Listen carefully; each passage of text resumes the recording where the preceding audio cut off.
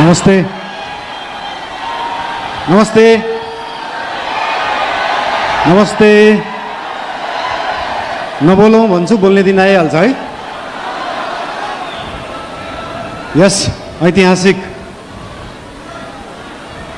राष्ट्रिय स्वतन्त्र पार्टीको पहिलो महाधिवेशनमा उपस्थित पार्टीका सभापति रवि लामिछानेज्यू, विशेष अतिथिका रूपमा आउनुभएका पूर्व प्रधानमन्त्रीज्यू, प्रमुख प्रतिपक्षीय दलका सभापतिज्यू तथा सम्पूर्ण विशिष्ट अतिथिहरू, पार्टीका पदाधिकारीहरू, मन्त्रीगणहरू, सांसदज्यूहरू तथा उपस्थित सम्पूर्ण देशप्रेमी राष्ट्रिय स्वतन्त्र पार्टी प्रेमी सबैलाई हार्दिक शुभकामना दिन चाहन्छु।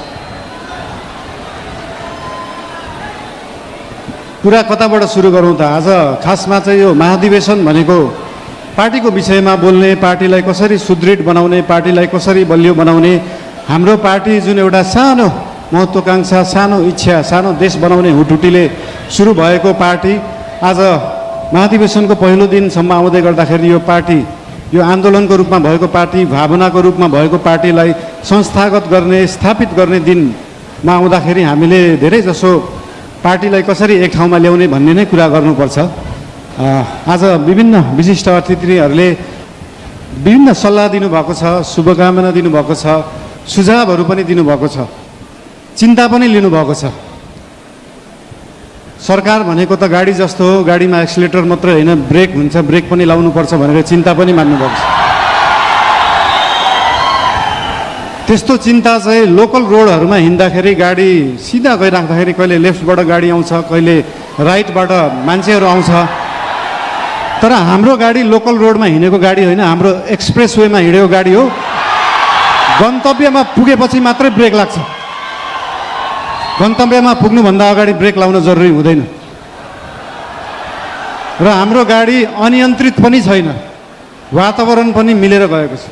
त्यही भएर हाम्रो पार्टीप्रति, हाम्रो सरकारप्रति जुन चिन्ता लिनुभएको छ त्यसको लागि धेरै धेरै धन्यवाद पनि दिन चाहन्छु। चिन्ता लिनु राम्रो कुरा हो। जनता र जनताको भोट भनेको हावा जस्तो हुन्छ, कहिले हावा यताबाट चल्छ, कहिले उताबाट चल्छ भनेर चिन्ता लिनुभएको छ। हामीले कुनै हावा चलाएका छैनौँ, हामीले बाढी ल्याएर खोला फर्काएको र खोला एकचोटि सिधा बाटो, आफ्नो सही बाटोमा फर्किएपछि निरन्तर त्यही बाटो बगिरहन्छ। यो हावा जस्तो कहिले लेफ्ट राइट, उत्तर दक्षिण, पूर्व पश्चिम बग्दैन। त्यही भएर चिन्ता लिनुहुनेहरूलाई धेरै धेरै धन्यवाद दिन चाहन्छु। यस्तै चिन्ता हामीलाई दिइराख्नु होला, हामीलाई मार्गदर्शन दिइराख्नु होला।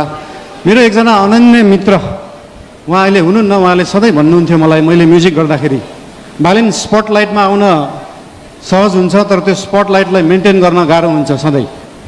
त्यस्तै चिन्ता आज यहाँ हाम्रा आदरणीय नेतागणले पनि लिनुभएको छ। त्यो स्पटलाइटमा राष्ट्रिय स्वतन्त्र पार्टी आएको छ, 2 तिहाई आएको छ, यो मेन्टेन गर्न गाह्रो हुन्छ। तर यहाँहरू सबैलाई म के भन्न चाहन्छु भने हामीले स्पटलाइटमा हामीले ल्याएको होइन, जनतालाई ल्याएको हो। र जनता सधैँ स्पटलाइटमा थियो, स्पटलाइटमा छ, स्पटलाइटमै रहन्छ।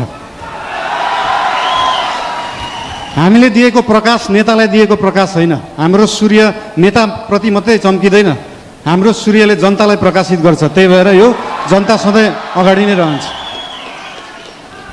र आज पार्टीप्रति आज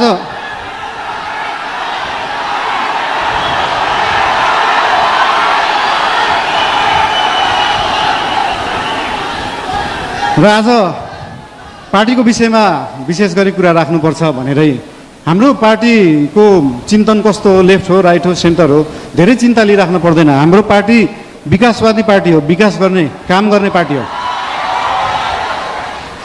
हाम्रो पार्टी अगाडि बढ्ने पार्टी हो। हामी प्रतिशोध साध्ने, पुरानो पुरानो कुरा लिएर न्यू खोज्दै बस्ने होइन। न्यू खोज्नु परे, अगाडि बढ्दै गर्दा न्यू खोजिन्छ। कस्तो केसमा मात्रै भन्दाखेरि विगतका दिनहरूमा कुनै फटाइ भएका छन्, सरकारी सम्पत्तिको दोहन भएको छ, सरकारी रकमको दोहन भएको छ भने त्यहाँनिर न्यू खोज्न जरुरी हुन्छ। त्यहाँ न्यू खोज्छौँ हामी। र त्यो न्यू खोज्दै गर्दाखेरि अख्तियारलाई 5 घन्टा सोधपुछ गर्नुपर्छ, सरसल्लाह लिनुपर्छ भने हामी 5 घन्टा मात्रै होइन 5 वर्ष गर्छौँ। 5 वर्ष अख्तियारलाई राखेर सरसल्लाह गरिन्छ। त्यसमा चिन्ता लिइराख्नु पर्दैन। हामीले नियम कानुन मिच्दैनौँ, नियममा बसेरै काम गर्छौँ, नियमभन्दा बाहिर जाँदैनौँ। हाउभाउ हेर्दाखेरि यस्तो सोसल मिडियाहरू हाउभाउ हेर्दाखेरि अलिकति अनियन्त्रित देखिएला, त्यो देखिएको मात्रै हो। सबै चिज नियन्त्रणमा छ, कुनै चिज आउट अफ कन्ट्रोल गएको छैन। चिन्ता कुनै विषयमा लिनु पर्दैन। सीमाको विषयमा पनि चिन्ता लिनुभएको थियो। हामीले सीमाको विषयमा बोल्दाखेरि पक्कै पनि जुनसुकै देशसँग सीमाको विषय कुरा गर्दाखेरि उहाँहरूले पनि आफ्नो आपत्ति जनाउनुहुन्छ। आपत्ति जनाउनु भयो, मलाई अचम्म लाग्यो। ल ठिक छ, तपाईँहरूसँग प्रमाण छ भने ल्याउनुहोस्। हामीसँग त प्रमाण छ, हामीसँग कालापानी लिपुलेखको प्रमाण छ। र त्यो प्रमाण लिनलाई हामीले पहिला ब्रिटिसले राज गर्दाखेरि त्यो प्रमाण ल्याउनुपर्छ भने ल्याउँछौँ भनेका हो। हामीले ब्रिटिसलाई मध्यस्थकर्ता राख्न खोजेका होइनौँ। हामी हाम्रो छिमेकीहरूसँग आफै कुरा गरेर मिलाउँछौँ। हामीसँग प्रमाण छ र हामी ल्याउँछौँ, त्यो कुरा गरिएको हो। यसमा आशंका मान्नु पर्दैन। मेरो राष्ट्रियताप्रति कुनै आशंका मान्नु पर्दैन, कसैले पनि मान्नु पर्दैन। र विशेष गरी पार्टीको कुरा गर्दाखेरि पार्टीको महाधिवेशन चल्दैछ आज, भोलि पर्सि, भोलि चुनाव होला। र पार्टीको महाधिवेशनमा पहिलेदेखि एउटा हाम्रो संस्कार चाहिँ कता कता बिग्रिएको थियो। पहिला गुट बनाउने, उपगुट बनाउने एउटा कुरा तपाईँहरूलाई यहाँ हुनुहुन्छ होला, महाधिवेशन प्रतिनिधिहरू हुनुहुन्छ होला, यहाँ केन्द्रीय सदस्य उठ्छु भनेर बस्नुभएका व्यक्तिहरू हुनुहुन्छ होला, पदाधिकारी उठ्छु भनेर बस्नुभएका व्यक्तिहरू हुनुहुन्छ होला। तपाईँहरूलाई एउटा कुरा स्पष्ट के भन्न चाहन्छु भने एउटा राम्रो नेता बन्नलाई, एउटा राम्रो राजनीतिज्ञ बन्नलाई जनताको आस्था, जनताको माया जित्नुपर्छ, कुनै समूहको मायालाई हुँदैन। त्यही भएर समूह बनाउने पछाडि नलाग्नु होला। त्यस्तो बिउ अहिले नै नरोप्नु कि त्यो बिउ भोलि रुख बनेर बिचबाट फाड्नु परोस्। त्यही भएर यस्तो बिउ रोप्ने काम, यस्तो रुख फलाउने कामहरू हामी चाहिँ नगरौँ। हामीले पुरानाहरूबाट यो सिक्नुपर्छ।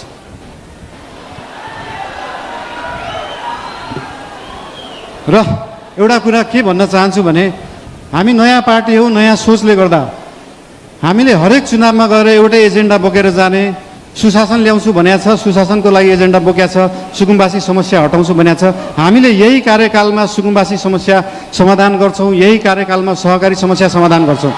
अर्को चुनावमा फेरि यही एजेन्डा बोकेर जाँदैनौँ। अर्को चुनावमा नयाँ एजेन्डा बोकेर जाने हो।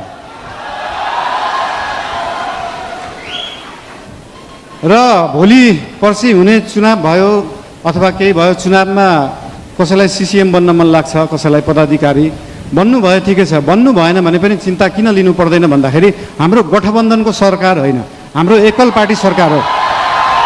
र एकल पार्टीको सरकार हुँदा के बुझ्नुपर्छ भन्दा हरेक मन्त्री प्रधानमन्त्री हो, हरेक सांसद प्रधानमन्त्री हो, हरेक पदाधिकारी प्रधानमन्त्री हो, हरेक सिसिएम प्रधानमन्त्री हो, हरेक कार्यकर्ता प्रधानमन्त्री हो, हरेक आस्था राख्ने मान्छे प्रधानमन्त्री हो। भोलि तपाईँले सिसिएम जित्नु भएन, म सिसिएम भएको भए यो गर्थेँ भन्ने छ भने आउनुहोस्, भन्नुहोस्, पार्टीलाई भन्नुहोस्। भोलि तपाईँ सांसद हुन सक्नु भएको छैन, म सांसद भएको भए यो काम गर्थेँ भनेर लिएर आउनुहोस्। तपाईँलाई जे गर्न मन लाग्छ यो पार्टीले गर्छ, यो सरकारले गर्छ। र हाम्रो पार्टीका पदाधिकारीहरूलाई सरकार र पदाधिकारीहरू, सिसिएमहरू विभिन्न जिल्लाबाट आउनु भएको छ। उहाँहरूसँग कनेक्ट भएर उहाँहरू र सरकार एउटै हो भन्ने उहाँहरूलाई चाहिँ अनुभूति गराउन अझै पनि उहाँहरूलाई अनुरोध गर्न चाहन्छु। अझै बोलौँ, के गरौँ?